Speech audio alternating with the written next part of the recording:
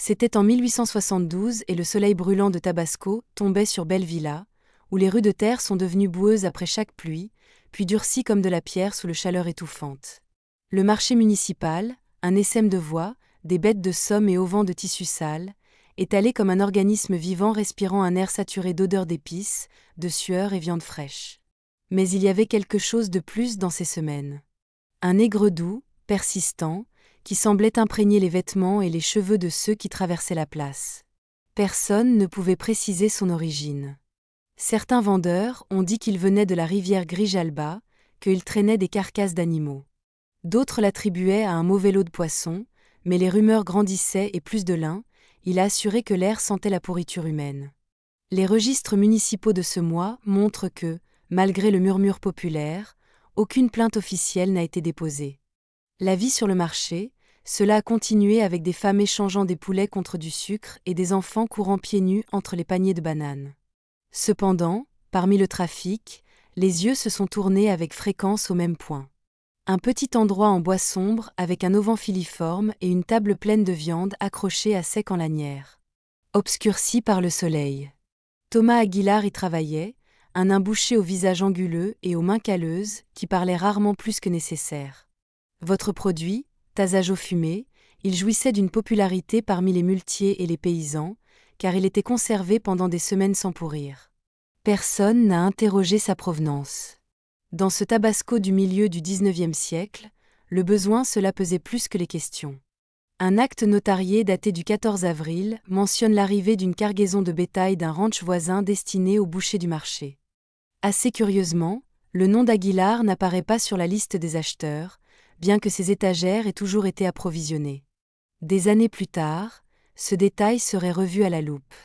D'ici là, le légend ne voyait qu'un homme travailleur qui vivait seul, dormait dans l'arrière-boutique de son entreprise et ne participait jamais à fête ou foire. Son silence lui donnait un air de mystère, mais pas de menace. Dans une lettre envoyée le même mois par le marchand de tissus, Manuel Iturriaga, à son frère à Mérida, il lit « Villa Hermosa est plus vivante que jamais, même si une odeur persiste insupportable près du marché. Certains disent que c'est la faute des tanneurs. Et j'en doute moi-même. Le nouveau boucher Aguilar ne semble pas le remarquer, car il reste toute la journée à côté de ses bâches de viande séchée, comme si l'air d'Hediondo n'existait pas. Ces mots, sauvés à partir d'un dossier familial, il réalise à quel point cette mauvaise odeur, qui serait plus tard un élément clé de l'affaire, était supposée être puise dans le cadre du paysage urbain. Le marché était le centre social de la ville et Aguilar était au cœur de lui, entre des stands de fruits fermentés. Vendeurs de cacao et musiciens les gens de la rue. L'homme du boucher passait inaperçu.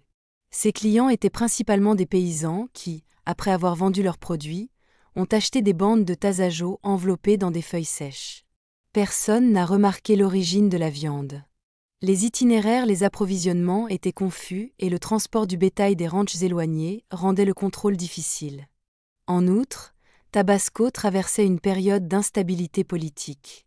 Après l'intervention française, les dossiers et les publicités étaient médiocres et les fonctionnaires préféraient ne pas poser trop de questions. Une note dans le journal La Voix de Tabasco, édition du 2 mai 1872, il mentionne au passage « Des odeurs désagréables persistent sur la place que certains y attribuent à une mauvaise hygiène des commerçants. On demande aux autorités d'être plus vigilantes, rien de plus. » À l'époque, le journalisme régional réussissait à peine à documenter les nouvelles locales et les histoires de les crimes ont été reléguées aux rumeurs de cantine. La vérité est que tandis que la population débattait d'Eldor, Aguilar a continué à élargir sa clientèle.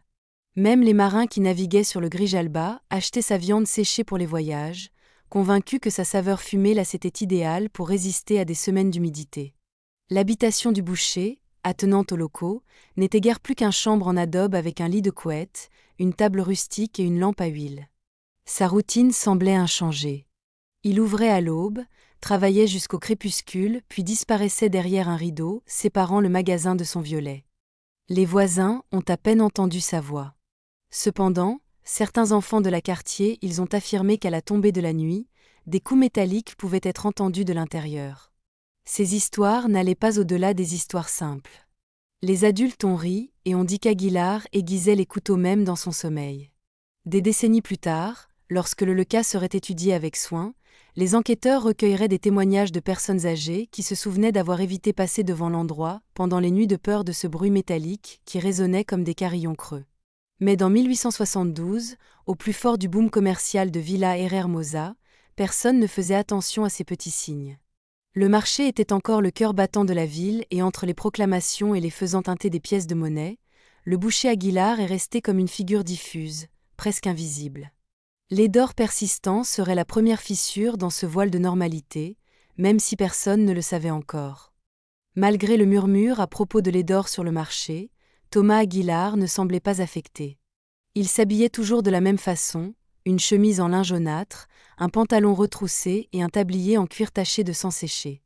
Les mains, avec de longs doigts et des ongles foncés du travail, se déplaçaient avec précision chirurgicale en coupant chaque bande de viande. Son silence le distinguait. Tandis que d'autres bouchers appelaient les clients d'une voix rauque, il murmurait à peine le prix. Les gens disaient que c'était réservé, calme, mais personne ne l'a accusé d'être impoli. Sa renommée grandissait de la qualité de son tasseau, fine lamelle, fumée lentement, avec un intense qui a résisté au temps humide. Un registre paroissial daté d'avril 1872, il confirme qu'Aguilar était arrivé à Villahermosa seulement 6 mois auparavant. Il venait de l'intérieur de l'État, d'un village appelé Tacotalpa, où sa famille avait une petite ferme d'élevage de bétail. Le document mentionne son statut de célibataire et son transfert pour des raisons professionnelles. On sait peu de choses d'autres sont passées. Aucune photographie de lui n'a survécu, mais des descriptions dues à cette époque, il est dépeint comme un homme avec une corpulence mince, un visage pointu et une fine moustache. Un témoignage recueilli des décennies plus tard, l'historien local, José Trinidad Muñoz, révèle « Mon abuelo a dit qu'Aguilar ne buvait pas, ne fumait pas et ne se mêlait à personne. Il a vécu derrière sa boucherie comme un ermite. Il portait toujours un couteau à longue lame avec lui, même quand j'allais à la rivière chercher de l'eau. » Cette histoire écrite dans les années 1930 a été rejetée comme une exagération folklorique, mais cela coïncide avec d'autres qui le décrivent comme un homme uranien, presque invisible en dehors du lieu de travail.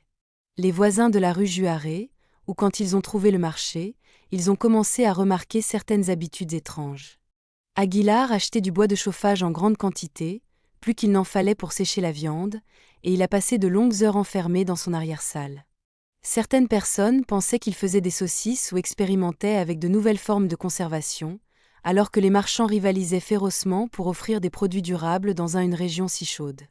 Cependant, les rumeurs ont grandi quand ils ont commencé à pour s'entendre des bruitards dans la nuit, marteler, cogner à sec et le traîner quelque chose de lourd. Dans une lettre écrite le 19 mai 1872, une voisine nommée Juana Lopez se plaignait à sa sœur à Veracruz. « Ce nouveau boucher me donne la chair de poule. Il est toujours seul et la nuit, sa tente sonne comme une forge. Je ne sais pas comment les gens peuvent dormir avec ce bruit. » Ce fragment trouvé dans une archive privée montre comment Aguilar s'est réveillé inquiétude, mais pas de soupçons concrets. Au cours de ces années, Villahermosa était un point de commerce en croissance. Les tensions politiques et les maladies telles que le paludisme occupaient plus d'attention que les habitudes d'un boucher. La clientela a continué d'augmenter. Même quelques hacendados, ils achetaient assaut à Aguilar pour l'envoyer à ses pions. Sa viande était plus chère que les autres, mais sa réputation de durer plus longtemps, cela justifiait le prix. Dans des entretiens ultérieurs, les descendants de familles riches se sont souvenus avoir entendu les grands-parents parlent de la viande spéciale de Thomas, qui se distinguait par sa couleur sombre et son arôme fumé. La discrétion du boucher nourrit les conjectures. Il a été dit qu'il avait travaillé comme abatteur dans un abattoir à Campeche, qu'il avait été emprisonné pour une bagarre à Tabasco, même s'il avait combattu dans une faction pendant l'intervention française. Aucune de ces rumeurs n'a pu être vérifiée. Aguilar n'a jamais répondu à questions personnelles. Parfois il souriait simplement d'un geste sec qui mettait l'interlocuteur mal à l'aise. Le rapport de police de 1873, retrouvé bien plus tard, le mentionne indirectement. Un inspecteur a noté que la boucherie d'Aguilar est toujours fermée le dimanche, ce qui est inhabituel, car c'était le jour de la plus grande vente. On soupçonnait qu'il se rendait au pays ce jour-là pour des provisions, bien que personne ne l'ait jamais vu partir ou arriver avec du bétail. Son entreprise semblait autosuffisante, ce qui rétrospectivement est troublant. Les enfants de la région, ils avaient peur.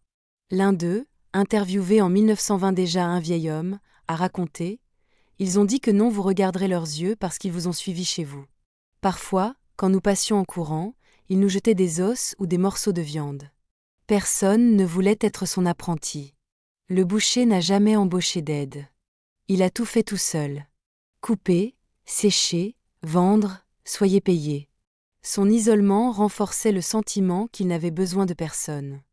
Malgré son caractère, Aguilar a maintenu une relation cordiale avec les autorités locales, payé ses impôts à temps et livré occasionnellement dons de viande à l'église. Cela lui a donné une réputation d'homme travailleur, quoique taciturne. La majorité de la population, il ne voyait aucune raison de se méfier de lui. Le commerce était difficile et quiconque prospérait, il méritait le respect.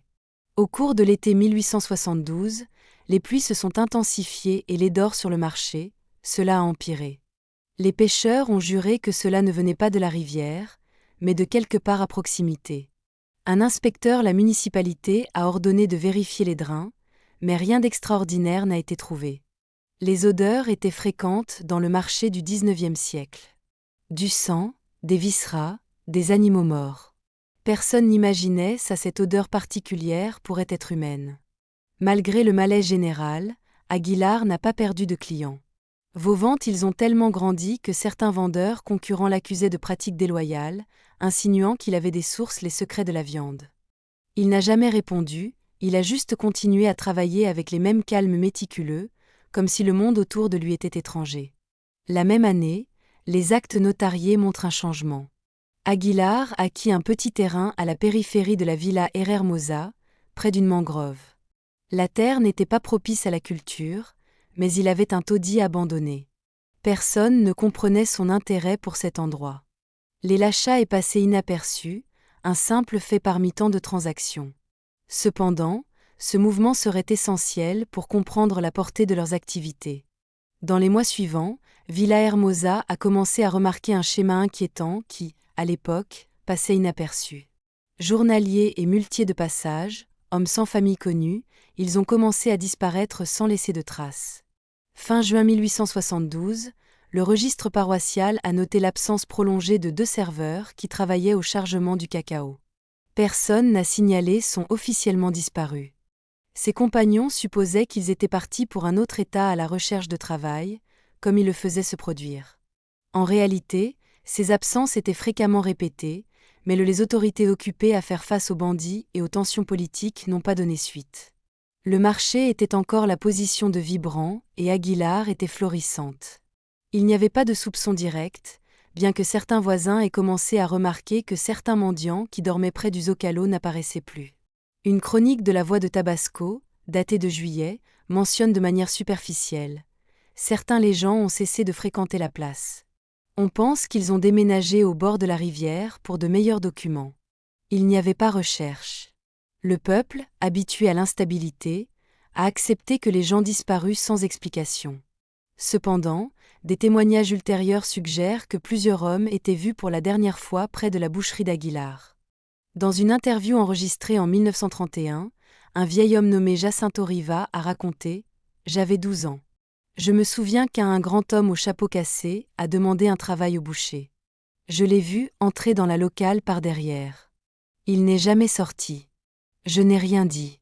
Ma mère m'a dit de rester en dehors de ça dans les affaires des autres. » Des histoires similaires apparaissent dans au moins 5 entretiens recueillis dans les archives historiques du Tabasco. Le temps humide et étouffant de cette saison a aidé à dissimuler sa sang, mais tout le monde n'était pas dupe. Une femme vendant des fleurs près du marché a déclaré dans une lettre. Parfois Down sentait quelque chose qui n'était ni du bœuf ni du porc. C'était doux et nauséabond. Ils m'ont donné envie de vomir, ces mots ignorés alors. Ils deviennent pertinents lors de la reconstitution des faits. Le système policier de l'époque manquait de ressources. Il y avait à peine une douzaine d'agents pour toute la ville et les priorités étaient de surveiller les expéditions de tabac et de cacao, ainsi que d'étouffer les poursuites entre commerçants. Les cas de les disparus sont rarement traduits en justice. De plus, la mobilité des journaliers rendait difficile la distinction entre absence volontaire et enlèvement. Ce contexte a permis à Aguilar d'opérer sans éveiller les soupçons. Pendant ce temps, sa renommée grandissait. On disait que leur viande avait un goût distinct, plus intense. Les voyageurs arrivant par bateaux fluviaux ont acheté leur tasajo pour se rendre à Campeche et Mérida, commentant qu'il a été préservé mieux que tout autre. Aguilar a à peine réagi au compliment, il a accusé silence et continue à couper la viande avec des mouvements exacts, presque cérémoniels. Certains paysans ont commencé à relier leur disparition à des superstitions dans les villages voisins. Des histoires circulaient de nahuals et de sorciers qui chassaient les hommes pour des rituels. Fait intéressant, ces légendes ne sont pas ils désignèrent directement Aguilar, mais aux esprits du bord de la rivière. La région était pleine de mythes, qui ont contribué à détourner l'attention du danger réel. En août 1872, une lettre envoyée par le marchand de bois de chauffage, Antonio Calderón au conseil municipal, avertit qu'Aguilar avait acheté du bois en quantité inhabituelle. L'écriture dit « Il demande tellement de bois de chauffage qu'il me semble étrange. Il dit que c'est pour faire sécher de la viande, mais je doute qu'il ait autant de clients. » La plainte a été déposée sans réponse. Personne n'osait affronter un commerçant qui payait ses impôts à temps, et il avait une réputation apparemment sans tache. Les disparus étaient des hommes pauvres, sans famille pour se plaindre. Leurs noms étaient rarement enregistrés, Peter, James, Stephen. Parfois, ils n'étaient connus que par des surnoms tels que El Tuerto ou El Coyote. Les individus étaient les plus vulnérables, dormant dans les portes et survivant grâce à de petits boulots. Son absence est à peine, cela a généré des murmures, et finalement même pas ça. Dans les histoires orales recueillies dans les années 1940, plusieurs anciens se sont mis d'accord sur un détail, le silence autour du boucher.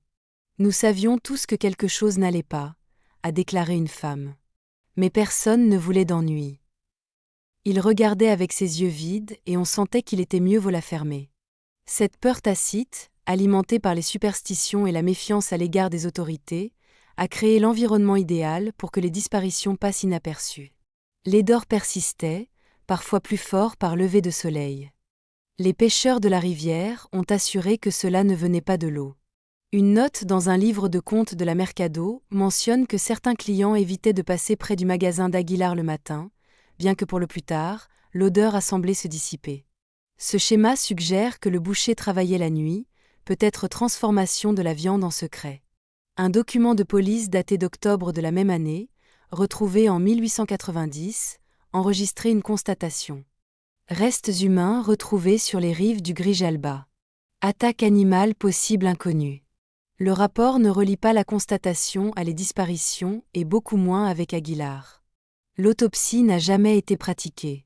Le corps a été enterré sans cérémonie. C'est l'une des premières indications officielles indiquant un schéma de des crimes qui durerait des années. La peur a commencé à s'installer, bien que sans preuve concrète.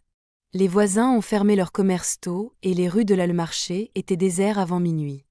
Aguilar, d'autre part, était toujours actif jusqu'à des heures tardives, attisant le feu de son fumeur. Ses voisins pouvaient entendre le crépitement du bois brûlant et le cliquetis des couteaux. Personne n'osait demander. La ville semblait avoir accepté la disparition des hommes comme une conséquence inévitable de la dure vie de Tabasco. Ce que peu de gens savaient, c'est que ces absences étaient liées à un seul homme caché à la vue de tous.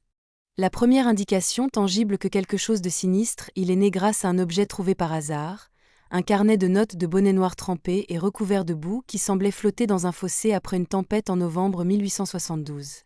Un garçon l'a ramassé intrigué par le brouiller les lettres et l'a emmené chez sa mère. La femme, incapable de déchiffrer le calligraphie, il l'a donné au prêtre de la paroisse de San Juan Bautista. Père Célestin, curieux de nature, il a commencé à le lire la même nuit à la lueur d'une bougie, découvrant que c'était un journal intime. Le premier page a raconté l'arrivée d'un homme inconnu à Villahermosa. J'écris ces lignes depuis un banc dans le marché. Je suis venu chercher un travail dans les plantations de cacao, mais il pleut tellement que je peux à peine rester au sec.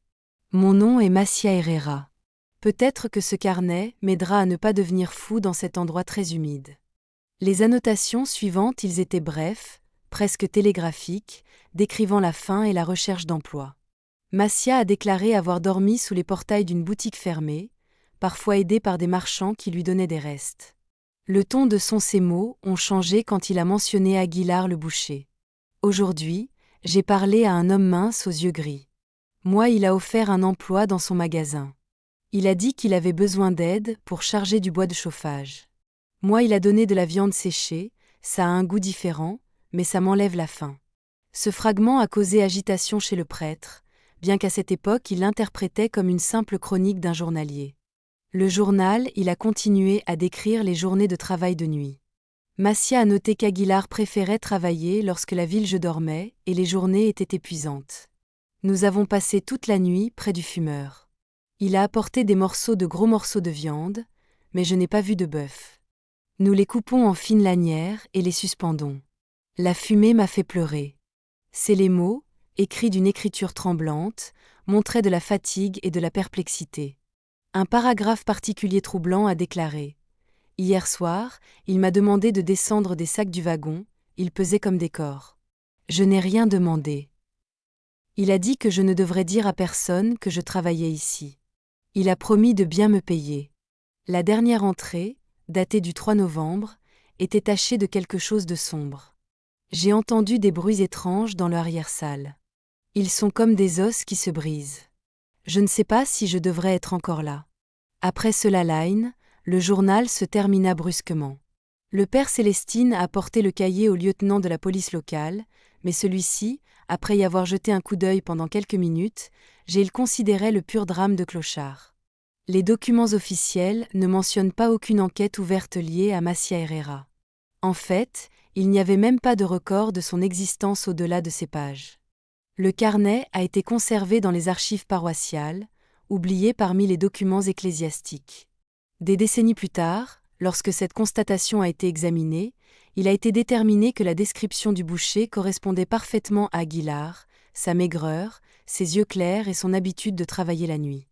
Le journal est devenu un élément clé pour reconstituer les événements, bien que pour seul n'était pas suffisant pour accuser qui que ce soit.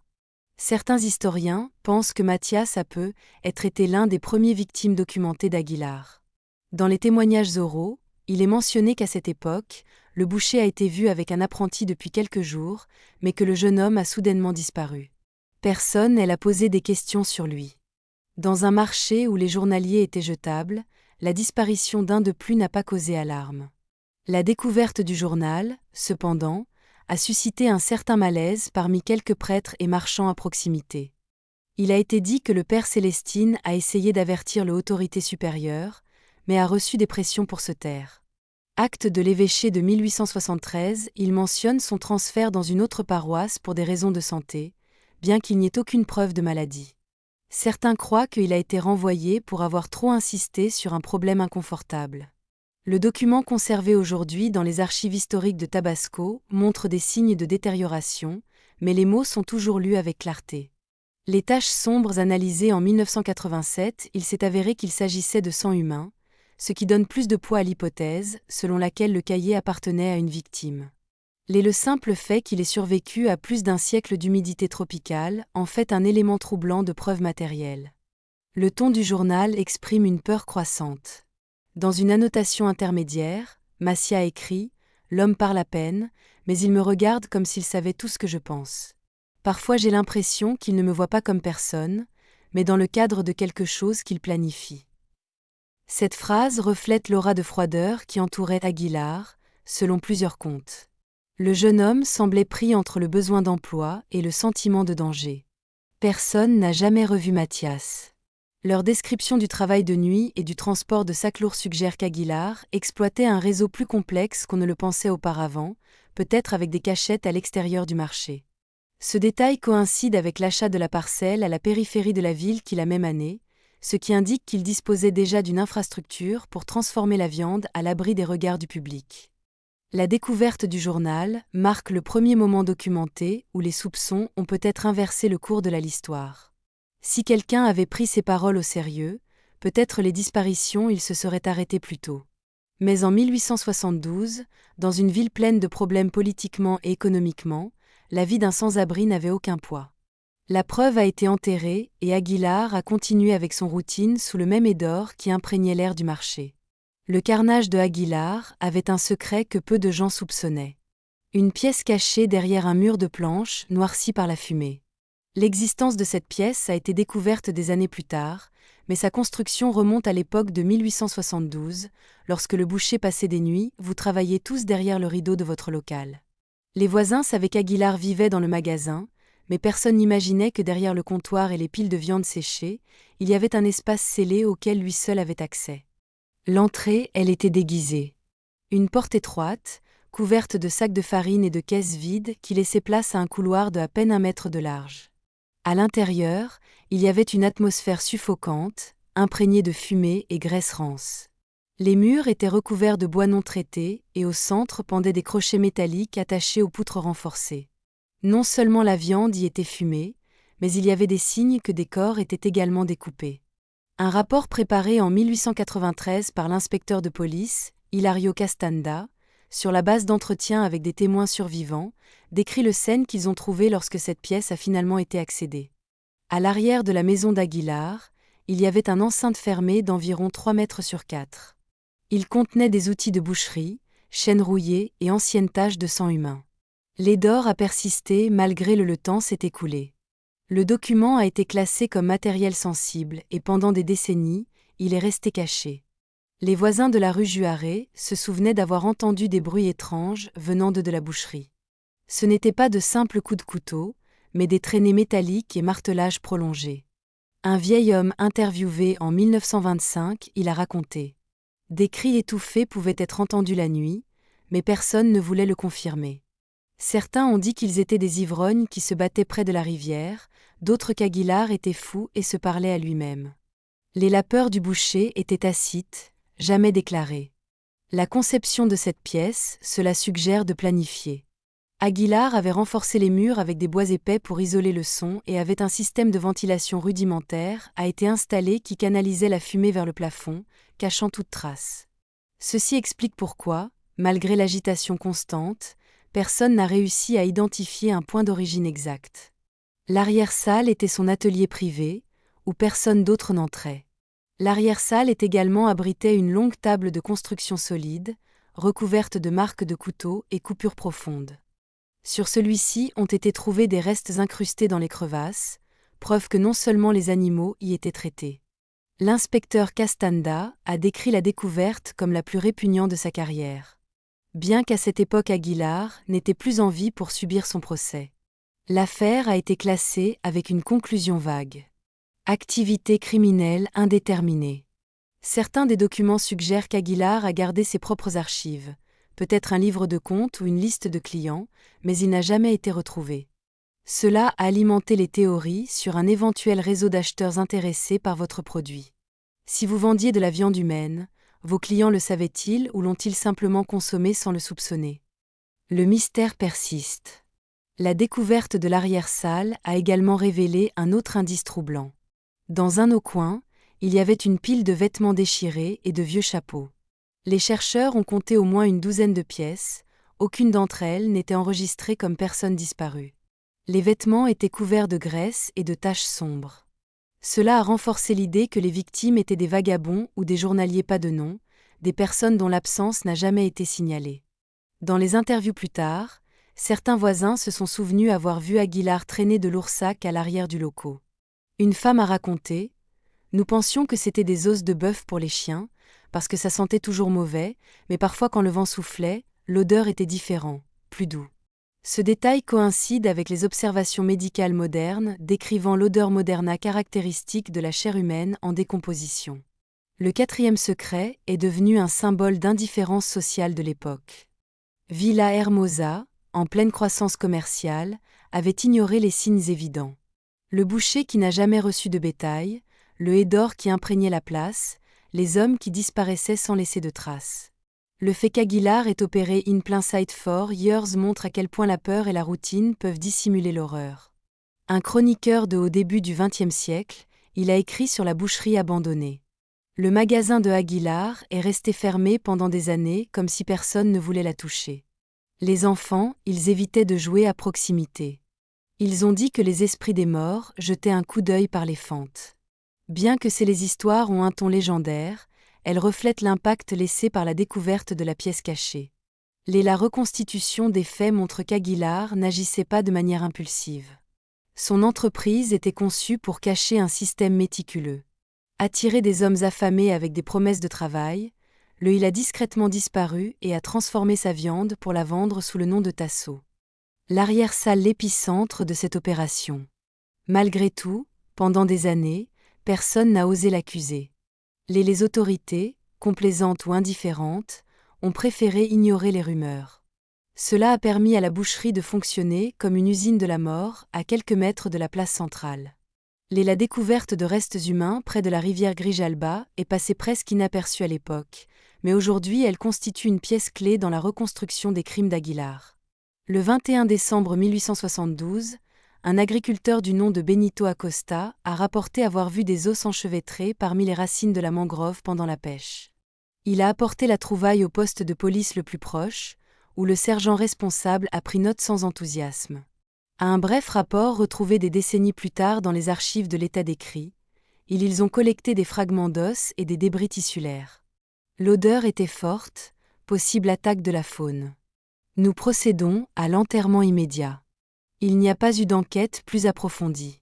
Cependant, le même jour, le docteur Ramon Isla, l'un des rares médecins diplômés dans la région, il a examiné une partie des restes avant qu'ils ne soient enterrés.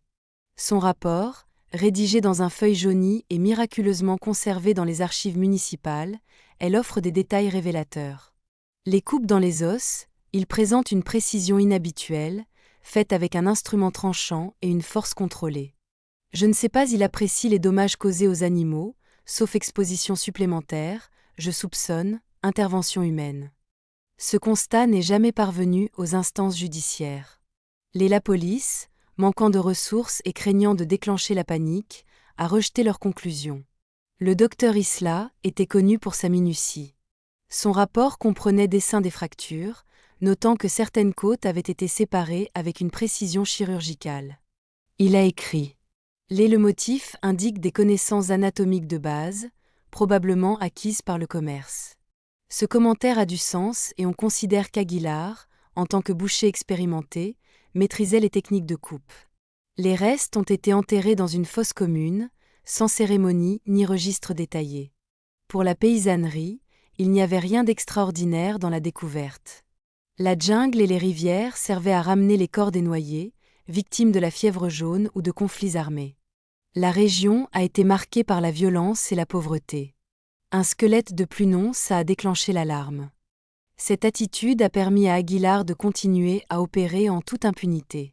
Des décennies plus tard, quand les enquêteurs ont examiné ce rapport, l'ont considéré comme l'une des premières preuves médico-légales indiquant une tueur en série au Mexique, même si le terme n'existait même pas. Ensuite, le docteur Isla, décédé en 1878, il n'a jamais été entendu. Son insistance a été consignée dans des lettres privées envoyées à un collègue de Campeche. Moi je m'inquiète de l'indifférence de nos autorités. Ce n'est pas un cas courant. Il y a quelqu'un à Villahermosa qui s'est coupé de la viande en coupe à un chirurgien, mais il le fait avec des corps humains. Des lettres, publiées pour la première fois en 1929, révélaient le niveau d'inquiétude qu'il ressentait le médecin, isolé dans sa tentative d'avertir les gens. L'environnement social y a joué un rôle clé. La ville traversait une période agitée après l'intervention française et la guerre de réforme. La priorité des autorités était de maintenir le commerce en marche, pas enquêter sur des crimes isolés. De nombreux policiers ont été recrutés parmi des paysans non formés et les juges locaux n'avaient pas les ressources nécessaires pour ouvrir des enquêtes coûteuses. En outre, Tabasco était en proie aux maladies et aux famines. La disparition des journaliers était si courante que personne ne les racontait avec des meurtres systématiques. Le rapport des îles détaille également la présence de marques de cordes sur les membres, ce qui suggère que les victimes ont été immobilisées avant de mourir. Cette découverte coïncide avec les restes de chaînes trouvés dans l'arrière-boutique de la boucherie, renforçant l'hypothèse qu'Aguilar avait une méthode établie pour soumettre ses victimes. Cependant, en 1872, ces conclusions étaient impensables pour les autorités locales qui attribuaient tout aux animaux sauvages. Dans les interviews recueillies en 1940, les descendants des pêcheurs qui ont trouvé les ossements ont raconté des histoires transmises oralement. Ils ont dit que lorsqu'ils ont sorti les restes, il y avait une odeur que ce n'était pas un mort ordinaire, mais quelque chose qui vous a fait larmoyer les yeux et vous a fait mal au ventre. Mon grand-père a dit que l'air semblait s'épaissir autour. Ces descriptions, bien que teintées de légende, ils coïncident avec ce que l'on sait aujourd'hui de l'odeur de la chair humaine en décomposition prolongée. Le rapport du docteur Isla est resté caché jusqu'au début du XXe siècle, lorsqu'un historien l'a trouvé parmi les papiers oubliés. À cette époque, la boucherie d'Aguilar avait déjà fermé ses portes il y a des décennies et l'affaire n'était qu'une légende urbaine. Le document a été publié dans un magazine local, générant un renouvellement d'intérêt pour le boucher du Tasso. Dès lors, Villahermosa, il a commencé à revoir sa propre histoire avec horreur lorsqu'il s'est rendu compte que cet homme avait opéré à la vue de tous. Rétrospectivement, la négligence de la police a permis à Aguilar de perfectionner sa méthode. Chaque corps retrouvé et enterré sans enquête a renforcé leur impunité. Le silence institutionnel n'est pas c'était de la simple incompétence, il y avait aussi de la peur. Beaucoup de voisins étaient méfiants, mais ils étaient silencieux. Certains pensaient qu'Aguilar avait des contacts à la mairie. D'autres ne voulaient tout simplement pas impliquer vous. L'indifférence collective était son meilleur allié. Aujourd'hui, le rapport de Isla est considéré comme l'un des premiers exemples de criminologie au Mexique. Ces illustrations détaillées, où chacun l'os est étiqueté avec précision, révèlent une tentative d'appliquer la science dans un temps et un lieu dominés par la superstition. Que ces avertissements n'aient pas été entendus, montre comment la société de Villahermosa a refusé de pour faire face à une réalité trop dérangeante, que l'un de ses marchands les plus respectés était transformé le marché en abattoir humain. Le cas d'Aguilar, bien que non a éclaté publiquement à l'époque, a laissé une traînée de silence qui s'est répandue comme un pacte non écrit entre autorités et commerçants. Villahermosa était une petite ville où tout le monde se connaissait et les transactions y dépendaient de la stabilité. Distinguer un boucher prospère pourrait également générer de la peur et de la méfiance sur le marché que les soupçons ont été enterrés à côté des corps qui sont apparus sans nom. Ce climat de complicité s'est consolidé avec un réseau de faveurs. Aguilar a payé ses impôts à temps, livré des dons de viande à l'église et il a offert un cadeau spécial aux fonctionnaires municipaux. Un rapport daté de février de 1873 montre que le maire de la ville a reçu une contribution d'Aguilar pour la réfection d'une rue près du marché. Personne ne l'a interprété comme un pot de vin, mais le geste a renforcé son image d'un citoyen exemplaire. Pendant ce temps, des rumeurs de disparition se répandaient sur les rives du village, où paysans et pêcheurs murmuraient à propos de l'homme qui prend le sien. Personne n'a osé l'accuser formellement. La police, avec à peine une douzaine d'agents mal armés, rarement j'enquêtais. Dans des entretiens recueillis dans les années 1930, les descendants des commerçants ont raconté comment la peur façonnait le comportement quotidien. Mon arrière-grand-mère avait l'habitude de dire que les femmes évitaient de croiser les regards avec Aguilar. Si vous passiez devant sa boucherie, vous deviez sourire ou saluer donc je saurais que tu ne soupçonnais rien. Cette atmosphère d'autocensure protégeait le meurtrier. Personne ne voulait appeler votre attention. Même certains prêtres ont opté pour le silence. Le transfert le père Celestino, qui avait tenté de dénoncer le journal de Mathias Herrera, suggère qu'il y avait des pressions de la part de le gouvernement local pour éviter les scandales. L'évêché ne voulait pas se faire d'ennemis avec des marchands influents et la peur des représailles était réelle. Villahermosa, isolée entre mangroves et rivières, dépendait d'un équilibre politique délicat pour survivre et Aguilar était-il à profiter de cette fragilité. Une lettre anonyme envoyée au journal La Voz de Tabasco en avril 1873, il révèle que quelqu'un a essayé d'avertir publiquement des disparitions. Il y a un boucher qui n'achète jamais de bœuf et il y a toujours de la viande. Des hommes sans famille disparaissent près de leur local. Pourquoi personne n'enquête ? L'éditeur, il n'a jamais publié la lettre. Le document a été retrouvé un siècle plus tard parmi des papiers non classés. Cette omission renforce l'idée qu'il y avait un réseau actif de silence, pas seulement par peur, mais aussi pour plus de commodité. Certains témoignages indiquent que certains marchands savaient ou du moins ils soupçonnaient la vérité. Une femme interviewée en 1950, la fille d'un boulanger, a-t-elle raconté, « Mon père disait de ne pas demander d'où venait tant de viande. Nous étions tous heureux de vendre.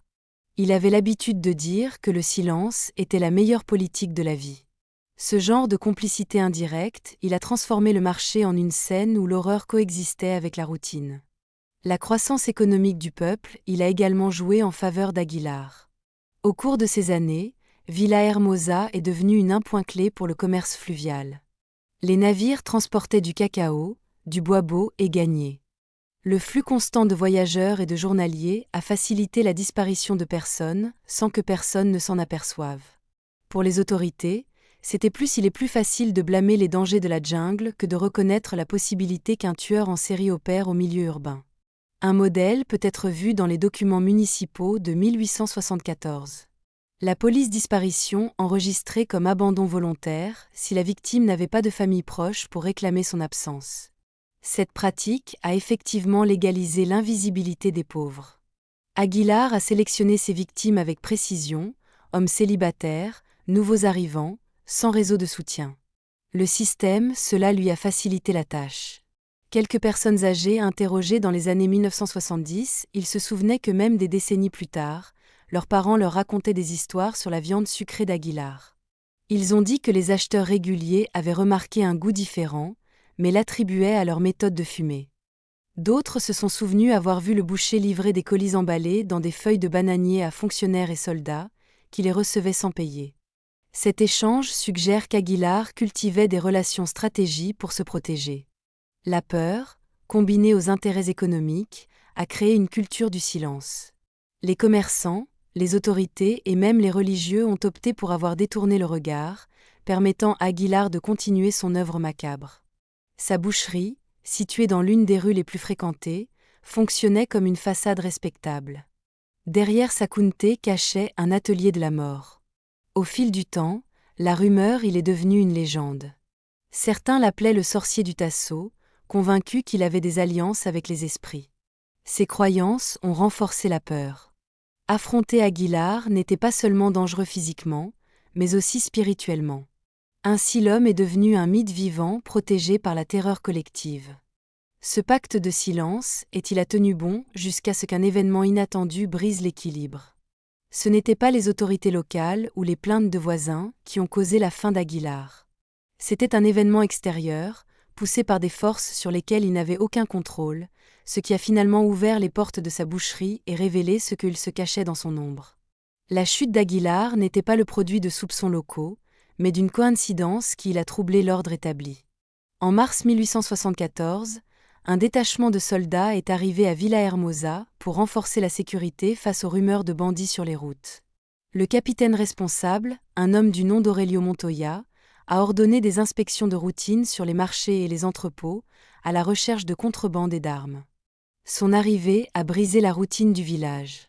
Les soldats marchaient dans les rues avec discipline militaire, vérifiant toutes les affaires. Aguilar, habitué à travailler dans l'ombre, n'était pas préparé pour ce niveau de surveillance.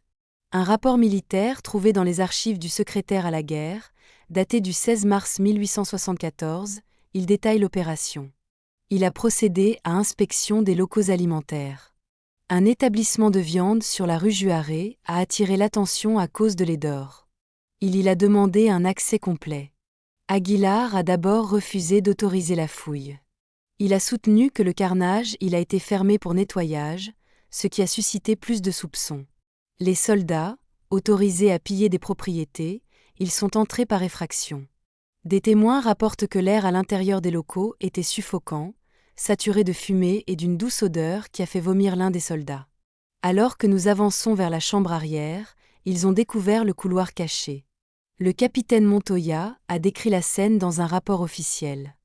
Nous avons trouvé une pièce verrouillée avec un verrou.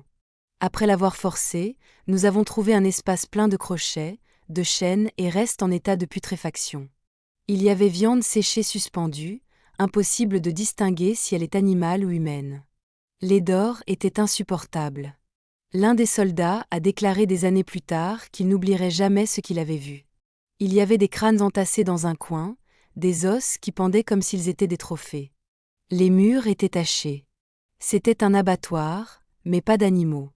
Ce témoignage, recueilli en 1910, cela coïncide avec les notes du capitaine Montoya, qui a évité de donner des détails graphiques dans son rapport officiel. Aguilar était trouvé dans l'arrière-salle, assis près d'une lampe à huile affûtant un long couteau. Selon le rapport, non, il a fait preuve de résilience. Il s'est levé lentement, a remis l'arme et a dit « Déjà il était temps ». Ces mots sont devenus une légende, cités dans les chroniques et les histoires ultérieures. Personne il sait s'il les a prononcés avec résignation ou défi.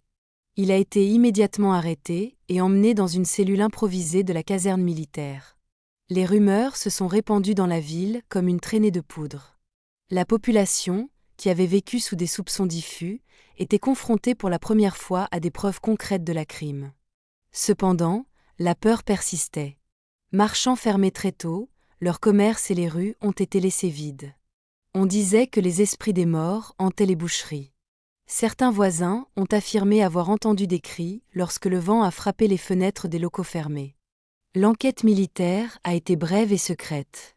Documents déclassifiés au siècle XX montrent que les autorités ont préféré garder l'affaire secrète pour éviter la panique.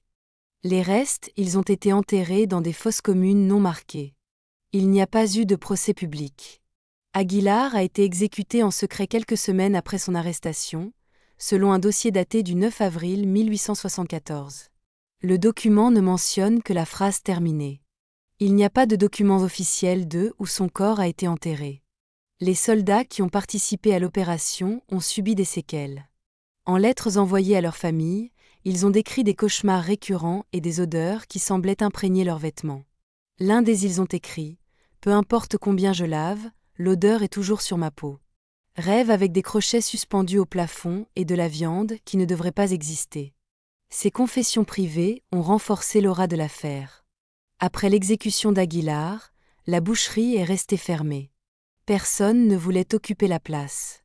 Le marché semblait vieillir d'un seul coup. Les gens éviteraient de passer par cette rue et les enfants racontaient des histoires de fantômes qu'ils espionnaient depuis les fentes. Certains marchands juraient d'entendre des coups le soir, bien que le bâtiment était vide. Le silence officiel était si efficace qu'avec le pendant des années, l'histoire est devenue une rumeur. Les documents originaux ont été conservés sous clé et seule une poignée de les témoins connaissait la véritable étendue de ce qui a été trouvé. Pour la plupart des habitants, Aguilar est devenu un mythe, un monstre de foire à dit d'effrayer les enfants. La vérité est que la ville entière avait été complice de le règne de la terreur et la capture n'ont pas effacé cette honte collective. Le capitaine Montoya a été transféré peu de temps après dans une autre région et sa carrière militaire ne s'est plus jamais démarquée. Certains croient qu'il a demandé sa libération volontaire après l'affaire. Dans son journal personnel, retrouvé en 1957, il a écrit « J'ai vu l'enfer dans une pièce en bois. Il n'y avait pas de démon, juste un homme tranquille. » Cette phrase résume l'impact psychologique qu'Aguilar a laissé, même sur ceux qui se sont arrêtés. La boucherie a été démolie en 1880, mais les rumeurs ne se sont pas arrêtées. Voisins, ils ont dit que le sol où il a été construit continuait à émettre des odeurs étranges après chaque pluie. Avec le pas au fil des décennies, l'affaire est devenue une légende populaire, mais les documents militaires sont restés silencieux bien des années plus tard, ils raconteraient une histoire beaucoup plus dérangeante que les gens ne l'imaginaient. Avec le passage au fil des décennies, le cas d'Aguilar a cessé d'être une nouvelle pour devenir un murmure persistant. Tabasco a change. Nouvelle construction, commerce renouvelé, démolition de vieilles rues. Cependant, l'histoire de la bouchée du Tazajo est restée vivante dans des histoires de personnes âgées qui prétendaient avoir vu sa silhouette marcher sur le marché avec des couteaux à la ceinture. Dans les années 1920, les journalistes locaux ont commencé à recueillir des témoignages sur l'épisode, mais ils se sont heurtés à une barrière de silence. Les documents officiels ont disparu ou ont été scellés sous classification militaire. La version populaire a tout réduit à une simple anecdote, un meurtrier devenu fou, exécuté en secret pour protéger la paix du peuple. Ce que personne ne savait que les crimes d'Aguilar semblaient avoir laissé des imitateurs. En 1927, une note de police enregistre la découverte de restes humains démembrés sur les rives de la Grijalba, à moins de 2 km où était la boucherie. L'enquête a été brève. Le rapport a conclu que les victimes étaient des sans-abri attaqués par la faune. Cependant, un médecin légiste a souligné des coupures nettes sur les os, similaires à celles décrites 50 ans plus tôt par le docteur Ramon Isla. Cette coïncidence a perturbé certains chercheurs qui ont commencé pour examiner les anciens fichiers. En 1932, le journaliste Francisco Estrada a publié une série d'articles intitulés « Le marché qui sentait la mort », où j'essayais de reconstruire les crimes d'Aguilar.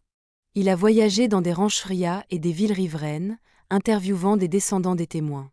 L'un d'eux, le petit-fils d'un pêcheur, a déclaré « Mon grand-père disait que le boucher avait des apprentis. Ils n'en ont jamais attrapé aucun. » Estrada a suggéré qu'Aguilar pourrait avoir des complices. Hypothèse qui expliquerait la continuité de crimes similaires des décennies plus tard. Les archives des revues militaires en 1945 ont révélé l'existence d'un deuxième rapport rédigé par le capitaine Montoya, beaucoup plus détaillé que celui officiellement livré. Le présent document, il décrivait la découverte d'au moins 15 crânes humains dans la boucherie, ainsi que des sacs remplis d'os broyés. Montoya a suggéré qu'Aguilar non seulement transformait la viande humaine pour la vendre, mais qu'il stockait également des restes sans but apparent. Cette découverte n'a jamais été diffusée à son époque et sa publication ultérieure a déclenché une vague de rumeurs sur les réseaux de trafic de viande et les pratiques cachées dans le Mexique rural du XIXe siècle. Le mythe du boucher, il a acquis des connotations surnaturelles. Des histoires circulaient dans les villages voisins de un esprit qui parcourait les rives du fleuve à la recherche de victimes. Il a été dit que le fantôme d'Aguilar est apparu dans nuit de pleine lune, sentant la fumée et le sang. Les enfants ont été avertis de ne pas marcher seuls dans les vieilles rues, surtout près du terrain où se trouvait la boucherie. Même les sceptiques ont admis avoir ressenti des frissons en traversant cette zone. En 1950, une équipe d'archéologues effectuant des travaux d'infrastructure à Villahermosa a mis au jour des ossements humains près de le vieux marché. La découverte a ravivé la légende, bien que les autorités aient attribué les restes à des sépultures irréguliers du siècle dernier. Les chercheurs ont cependant noté que de nombreux os avaient des coupures chirurgicales, semblables à ceux décrits dans le rapport de 1874. Le motif semblait se répéter. Victimes anonymes, restent traités avec précision. Un historien local, José Trinidad Muñoz, a consacré plus de 20 ans à recueillir des preuves. Il a publié en 1963 le livre Aguilar, Le boucher invisible, où il a affirmé que le tueur n'était pas un loup solitaire, mais une partie d'un réseau secret de commerçants qui profitaient de la viande humaine en période de pénurie. Sa théorie, bien que controversée, il était étayé par des registres d'achat de bois de chauffage, des lettres privées et des comptes rendus oraux. Muñoz a même interviewé un homme de 98 ans qui jurait avoir vu des colis chargés sur des chariots à l'aube dirigés par des hommes qui n'étaient pas des aigles. Les articles et livres, ils ont attisé l'intérêt populaire. Dans les années 1970, des jeunes curieux ont commencé à explorer les vestiges de l'ancien marché, à la recherche de la porte du boucher. Certains ils ont affirmé avoir trouvé des fragments de crochets rouillés et de bois noirci, vestiges de l'arrière-salle où Aguilar il travaillait. Ces reliques, réelles ou inventées, ont encore alimenté la mythologie de l'affaire. La chose la plus troublante était un rapport de police de 1978, cela a enregistré la disparition de 3 journaliers à la périphérie de Villahermosa. Ses collègues ont déclaré qu'ils avaient été vus pour la dernière fois monter dans un wagon, conduit par un homme offrant du travail dans un ferme. Ils n'ont jamais été revus. Bien que la ville ait changé de manière drastique, les parallèles avec les disparitions du XIXe siècle étaient indéniables. Certains pensaient qu'Aguilar avait laissé un héritage ou que sa méthode il avait été reproduit. L'affaire est passée de légende urbaine à phénomène culturel. Des documentaires et des articles universitaires ont commencé à l'analyser comme l'un des premiers exemples de tueurs en série au Mexique, mais aussi comme reflet de l'indifférence sociale. Les générations suivantes se demandaient comment il pouvait fonctionner si longtemps sans être arrêté. Les réponses indiquaient toujours la peur, la corruption et la misère des temps, bien que certains aient insisté sur des théories plus sombres, qu'Aguilar ne travaillait pas seul, qu'il y avait des acheteurs qui savaient parfaitement ce qu'ils mangeaient, que les disparitions ultérieures n'étaient pas une coïncidence. La vérité est que même avec les archives ouvertes et les détails exposés, l'air autour de l'histoire était encore raréfié. Les enquêteurs de Moderna qui ont travaillé sur l'affaire affirment avoir reçu des avertissements anonymes pour arrêter ces études. Le boucher, mort depuis plus d'1 siècle, semblait continuer à jeter une ombre sur Tabasco, comme si son héritage n'avait pas été enterré avec lui.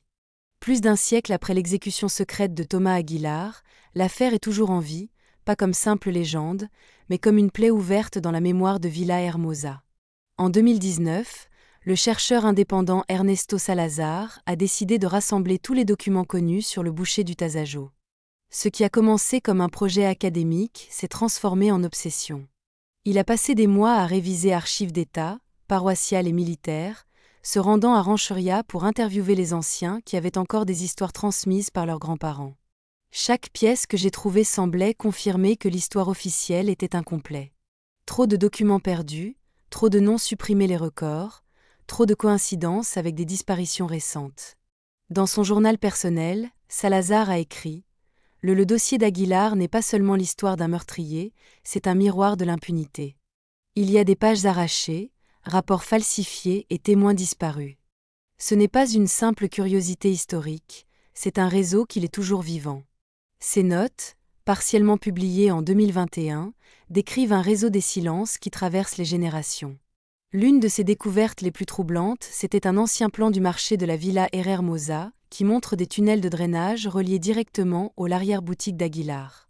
Les ingénieurs qui ont aidé à examiner le document ont confirmé que ces tunnels étaient toujours ils existent, bien que scellés. Salazar a traversé ces passages avec une petite équipe. Ils ont trouvé des os fragmentés incrustés dans la boue, certains avec des coupures nettes. Le constat, ça n'a pas fait la une des journaux. L'enquêteur a rapporté que les autorités locales lui avaient demandé de garder le silence pour éviter les scandales. Dans son journal, il a écrit « L'odeur là-bas est la même que celle décrite dans les rapports de 1874. Le temps ne l'a pas effacée. » La découverte a renforcé sa théorie selon laquelle Aguilar n'agissait pas seul et que même après sa mort, sa méthode était préservée par d'autres. L'affaire a attiré l'attention internationale lorsqu'un documentariste espagnol, Ignacio Varé, il a créé en 2022 la série Sombra del Grijalba, où il a reconstruit l'histoire basée sur des entretiens et des documents inédits. Le documentaire a révélé que dans 1985 3 corps démembrés ont été retrouvés dans une ferme près de l'ancienne Aguilar. Les dossiers de police de l'époque étaient scellés, et cela n'a jamais été expliqué publiquement la connexion. La série a généré une vague d'intérêt et de peur. De nombreux habitants de la Villa Herrera, ils ont avoué avoir grandi en écoutant les avertissements de ne pas marcher seul la nuit, parce que le boucher marche toujours lâche. La chose la plus troublante dans le travail de Salazar et Alvarez a été la découverte d'une boîte en métal cachée dans les archives militaires de Mérida. À l'intérieur se trouvaient des photographies prises par soldats en 1874, des images granuleuses, mais claires de des os pendant des crochets et des sacs empilés sur le transept. Une lettre accompagnant les photos rédigée par le capitaine Montoya. Ces dossiers ne devraient pas voir le jour. La ville ne résisterait pas à connaître l'ampleur de la trouvée. La conclusion a confirmé que l'affaire avait été délibérément censurée. Salazar a commencé à recevoir des messages anonymes pendant la recherche. Des courriels sans expéditeur l'ont exhorté à se reposer aux morts. Dans une interview, elle a avoué avoir vu des inconnus traîner chez elle la nuit. Le dernier article, publié en 2023, se terminait par une phrase énigmatique. « Je pense quelqu'un me regarde quand j'écris ces lignes. » L'histoire d'Aguilar n'a jamais pris fin, il a juste changé de visage. Quelques mois plus tard, le chercheur a disparu lors d'un voyage à Tenosique. Sa disparition, cela a ravivé la terreur. Certains médias ont suggéré qu'il avait été kidnappé, d'autres qui ont fui après avoir reçu des menaces. Aucune version n'a été confirmée. Aujourd'hui, le terrain où se trouvait la boucherie d'Aguilar est une place publique. Les enfants jouent sur le sol où ils ont trouvé des crânes et les touristes se promènent, sans savoir qu'il y a des tunnels scellés sous leurs pieds. Les rares qui savent l'histoire racontent que lorsqu'il pleut, l'odeur de fumée et de viande est faiblement perçue dans l'air. Les marchands, les personnes âgées préfèrent ne pas parler du sujet. Certains nient même qu'Aguilar ait jamais existé, comme pour faire taire son nom est un moyen de vous protéger. L'histoire du boucher continue d'attirer chercheurs, journalistes et curieux, mais chaque tentative de clarification semble ouvrir plus d'inconnus. Los archivos militares permanecen incompletos. Las pruebas físicas han sido destruidas o escondidas. Nadie sabe cuántas víctimas hubo realmente. Algunos cálculos hablan de 20, otros de más de 50. Las desapariciones recientes, nunca resueltas, mantienen viva la sospecha de que el método de Aguilar sobrevivió más allá de su muerte, heredado por manos desconocidas. En una carta enviada a un colega antes de desaparecer, Salazar escribió: «El verdadero horror no es Aguilar, es el silencio. Es como un pueblo entero eligió no ver. Y ese silencio sigue aquí». Estas palabras resuenan con fuerza cada vez que se menciona su nombre. La figura del carnicero no es solo la de un hombre. Es un símbolo de impunidad y miedo que se extiende como una sombra por más de un siglo. Belle Villa, avec son agitation moderna, a essayé d'enterrer son passé, mais les légendes continuent de grandir. Les enfants écoutent toujours histoire d'un homme qui sèche la viande au soleil et regarde des coins du marché. Personne ne sait si ces voix sont seulement des échos du passé ou des avertissements du présent. La vérité est que l'histoire d'Aguilar n'est pas terminée. Documents cachés, les disparitions non élucidées et la peur palpable dans certains quartiers, ils montrent que l'affaire est toujours ouverte, attendant que quelqu'un ose regarder de trop près et en paie le prix. Ouais. Merci d'avoir regardé. Aimez et la nouvelle histoire ne vous fera pas attendre.